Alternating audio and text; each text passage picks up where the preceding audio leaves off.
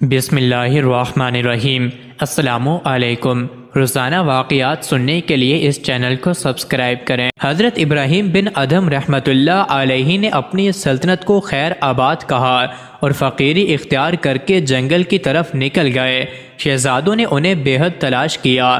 آخر ایک دن دیکھا کہ حضرت ابراہیم بن ادھم رحمۃ اللہ علیہ دریا کے کنارے ایک درخت کے سائے میں بیٹھا اپنی پوشاک سی رہے ہیں۔ شہزادے نے سلام عرض کیا اور کہا کہ یہ کیسی زندگی آپ نے اختیار کر رکھی ہے، جنگل کی اس تنہائی اور وحشت سے کیا حاصل؟ ادھر پوری سلطنت بے یار و مددگار آپ کے انتظار میں بیٹھی ہے، میرے ساتھ محل میں چلیے اور اپنی سلطنت کو سنبھالیے۔ انہوں نے کوئی جواب نہ دیا۔ شہزادے نے غصے سے ان کے ہاتھ سے سوئی لے کر دریا میں پھینک دی اور کہا کہ اب تو آپ کو میرے ساتھ جانا ہی پڑے گا۔ حضرت ابراہیم بن ادھم رحمۃ اللہ علیہ نے شہزادے کو بہت سمجھایا کہ اسے اکیلا چھوڑ دیا جائے، لیکن شہزادہ کسی طرح نہ مانا۔ مجبوراً آپ نے دریا کی طرف منہ کر کے کہا کہ مچھلیوں، میری سوئی مجھے واپس کر دو۔ چند لمحوں بعد شہزادے نے دیکھا کہ سینکڑوں مچھلیاں اپنے اپنے منہ میں سونے کی سوئیاں لے کر حاضر ہو گئی ہیں۔ حضرت ابراہیم بن ادھم رحمۃ اللہ علیہ نے پھر مچھلیوں سے کہا کہ نہیں، مجھے صرف میری سوئی چاہیے جو شہزادے نے دریا میں پھینکی ہے۔ اتنے میں ایک بڑی مچھلی نمودار ہوئی اور اس کے منہ میں وہی سوئی تھی۔ بادشاہ نے وہ سوئی مچھلی کے منہ سے لے لی۔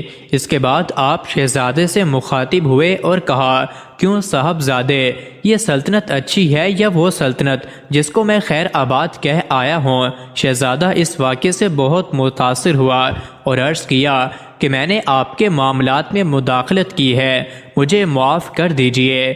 حضرت ابراہیم بن ادھم رحمۃ اللہ علیہ نے شہزادے کو گلے سے لگا لیا اور بولا، جاؤ بیٹا، اپنی سلطنت کو سنبھالو، وہاں تمہاری زیادہ ضرورت ہے، مجھے میرے حال پر چھوڑ دو۔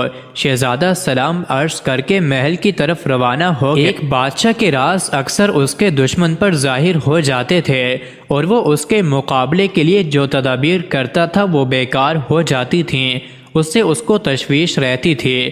بادشاہ نے اپنے ایک مخلص سے یہ شکایت بیان کی اور کہا کہ ایک جماعت ہے جو میرے اصرار پر مطلع ہوتی ہے اور ان پر ان کا اظہار کیے بغیر چارہ بھی نہیں۔ مجھے اس کا علم نہیں ہو سکا کہ ان میں سے کون شخص ظاہر کرتا ہے، اور مجھے یہ بھی گرا ہے کہ میری جانب سے کسی متعددین شخص کے ساتھ ایسا معاملہ ہو جو خائن کے ساتھ ہی مناسب ہونا چاہیے۔ اس شخص نے ایک کتاب منگوائی اور اس میں امور مملکت کے متعلق کچھ خبریں الگ الگ تحریر کیں جو سب کی سب جھوٹی تجویز کی تھیں، اور وہ کتاب بادشاہ کو دے کر کہا کہ جتنے لوگ ایسے ہیں کہ ان پر آپ کے اصرار ہمیشہ ظاہر ہوتے ہیں، ان میں سے ہر ایک کو تخلیہ میں بلا کر اس پر ان میں سے ایک بات ظاہر کر دیجئے اور اس کو تاکید کر دیجئے کہ کسی شخص کے سامنے زبان پر نہ لائے، اور اس بات پر ان کا نام بھی لکھ دیجئے۔